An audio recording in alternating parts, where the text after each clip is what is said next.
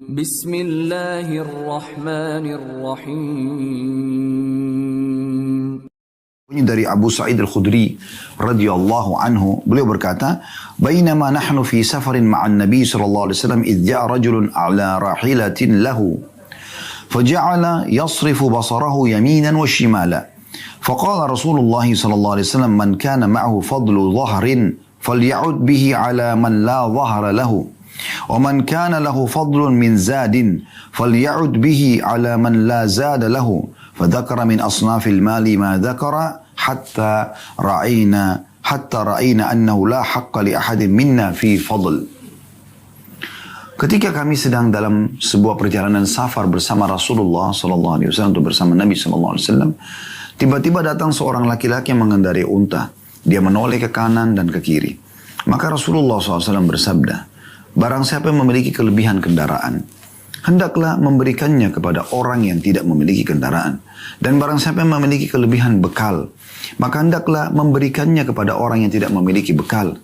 Lalu Rasulullah SAW menyebutkan macam-macam harta hingga kami berpendapat bahwa tidak seorang pun di antara kami berhak memiliki sesuatu yang lebih dari kebutuhannya. Hadis ini diriwayatkan oleh Imam Muslim.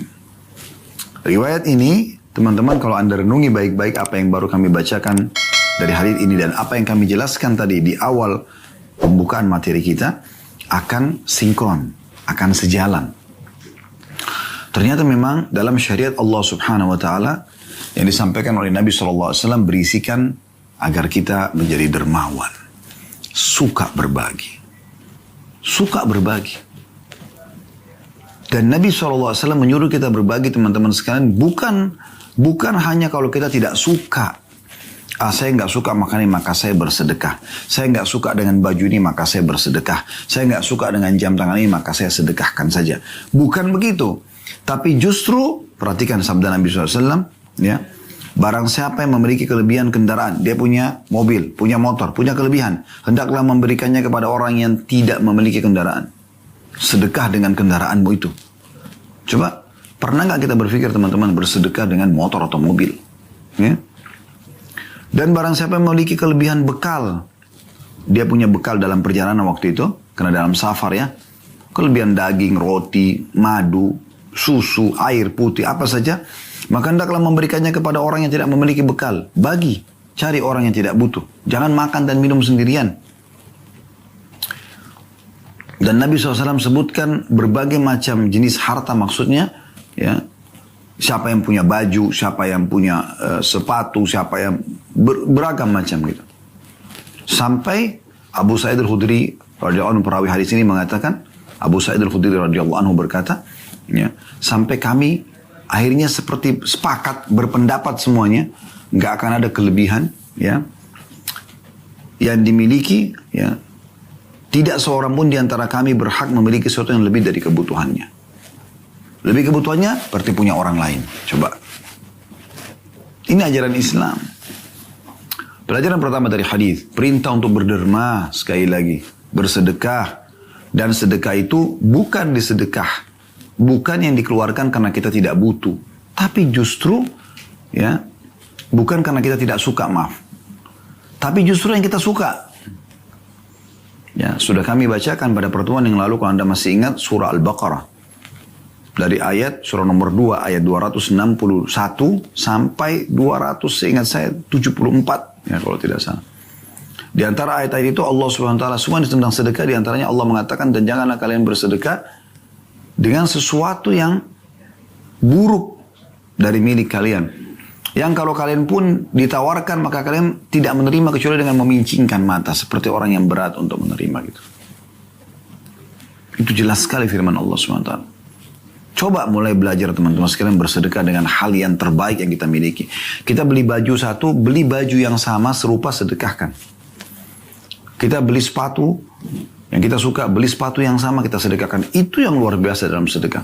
Kita makan satu restoran cocok, kita beli makanan yang serupa, kita berikan kepada tukang parkir, kita berikan kepada orang-orang fakir di jalan yang mungkin mereka tidak mungkin bisa membeli makanan tersebut karena mereka tidak punya uang, tidak cukup. Nah, itu sedekah. Dan sedekah ini teman-teman harus dicintai. Dan kita menganggap kita yang butuh. Jangan kita anggap bahwasanya ya, orang lain yang butuh. Kita yang butuh dengan sedekah itu. Kita yang butuh. Karena sedekah itu misalnya kita keluarkan uang 100.000 rupiah, 1 juta rupiah, 10 juta rupiah, 100 juta rupiah, 1 miliar. Yang kita keluarkan itu. Sebenarnya secara kasat mata diberikan kepada orang ini kan. Dia pakai untuk kebutuhannya. Bayar utangnya segala macam. Selesai. Bagi dia. Tapi bagi kita tidak hilang tuh 1 miliar. Atau 100 juta. Atau 10 juta. Atau 1 juta. Atau 100 ribu. Atau 10 ribu. Atau 1.000 rupiah. Tidak hilang. Itu akan dibawa ke timbangan amal. Dan akan dilipat gandakan menjadi 700 kali lipat. Masih ingat saya bacakan Al-Baqarah itu ya. Anda bisa kembali nanti ayat 261 kalau tidak salah sampai 274. Maksudnya sampainya. Kalau ayatnya dimulai dari 261 itu saya yakin insya Allah. Yang sudah kita bacakan pertemuan yang lalu ya.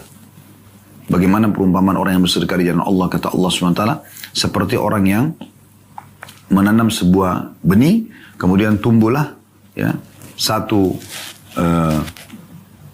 bulir. Setiap bulir itu memiliki muncullah satu tangkai itu memiliki ranting-ranting. Setiap ranting itu punya ada 100 butir ya, lagi biji di situ. Jadi banyak sekali faedahnya. Banyak sekali faedahnya ya. Supaya tidak ada kekeliruan dari apa yang kami sampaikan tadi, saya juga akan buka kembali ya Al-Baqarah untuk memastikan supaya yang belum sempat mengikuti pada pertemuan yang lalu bisa kembali ke dalam ayat ini gitu ya. 261.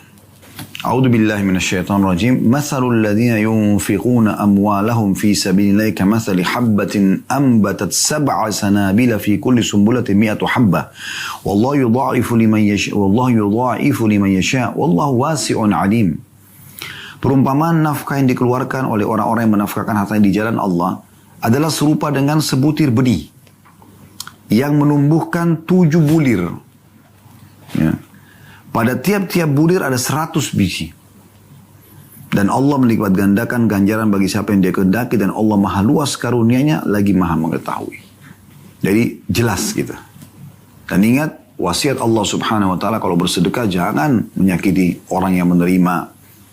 Tak boleh kita sakiti hati mereka. Tak boleh kita menghina. Jangan riya. Di ayat 262-nya Allah mengatakan alladzina yunfiquna amwalahum fi sabilillahi thumma la yutbi'una ma anfaqu manna wala adan lahum ajrun 'inda rabbihim wala khaufun 'alaihim wala hum yahzanun. Orang-orang yang menafkahkan harta di jalan Allah kemudian mereka tidak mengiringi apa yang dinafkahkan itu dengan menyebut-nyebut pemberiannya. Saya kan sudah bantu kamu, gini-gini gitu ya. Kurang lebih seperti itu dia ucapkan misalnya. Dan dengan tidak menyakiti perasaan si penerima. Tidak nyebut-nyebut dan tidak menyakiti perasaan penerima, maka mereka memperoleh pahala di sisi Tuhan mereka. Tidak ada kekhawatiran terhadap mereka dan tidak perlu juga mereka bersedih hati. Ya, jadi harus difahami ini. Anda bisa baca tentunya, ya, karena ini sudah kita baca yang lalu. Itu sampai ayat 274. Jadi tepat memang, subhanallah, Allah mudahkan dari 261 sampai 274. Ya saya tidak baca lagi karena ini sudah kita sebutkan yang lalu ya. Namun memang ada di antara ayat yang saya ingin titik beratkan di situ. Sebentar ya, saya pastikan lagi. Ya, di ayat 267. Coba Anda lihat 267-nya ya. Walaupun saya sarankan Anda membaca dari 261 sampai 274. Ulang-ulangin terus. Sampai Allah hilangkan rasa perhitungan dan pelit di jalan Allah itu. 267 Allah mengatakan ya ayyuhalladzina amanu anfiqu min tayyibati ma kasabtum wa mimma akhrajna lakum minal ard wa la tayammamul khabitha minhu tunfikuna wa lastum biakhirihi illa an tughmidu fi wa'lamu anna Allah ghaniyyun hamid. Hai orang-orang beriman, nafkahkan, keluarkan, sedekahkan di jalan Allah sebagian dari hasil usahamu yang baik-baik dan sebagian dari apa yang kami keluarkan dari hasil bumi untukmu. Dan jangan kamu memilih yang buruk-buruk lalu kamu menafkahkan daripadanya. Ini pilihan terbaik yang kita suka. Ya. Padahal kamu sendiri tidak mau mengambilnya melainkan dengan memincingkan mata terhadapnya. Dan ketahuilah, Allah yang perintahkan ini maha kaya. Allah bisa balas itu, ganti. Dan maha terpuji. Dan maha terpuji. Ya. Kemudian 268-nya Allah bilang, Asyaitanu ya'idukumul faqra wa ya'murukum bil fahsya. Syaitanlah yang suka menakut-nakuti kalian pada saat mau sedekah dengan kemiskinan dan menyuruh kalian berbuat kejahatan. Terjemahannya fahsya di sini khusus di ayat ini adalah kikir. Supaya tidak mau mengeluarkan. Wallahu ya'idukum maghfiratan minhu wa fadla. Dan Allah yang suruh kalian bersedekah ini menjanjikan ya untuk kalian ampunan dan juga karunia atau rezeki darinya. Wallahu wasi'un alim. Allah itu sangat luas karunianya dan maha mengetahui. Ya, jadi ini saya berharap sekali lagi tolong Al-Baqarah surah nomor 2 ayat 261 sampai 274 selalu baca. Terutama bagi orang yang masih punya rasa perhitungan dan pelit ya untuk sedekah di jalan Allah Subhanahu wa taala.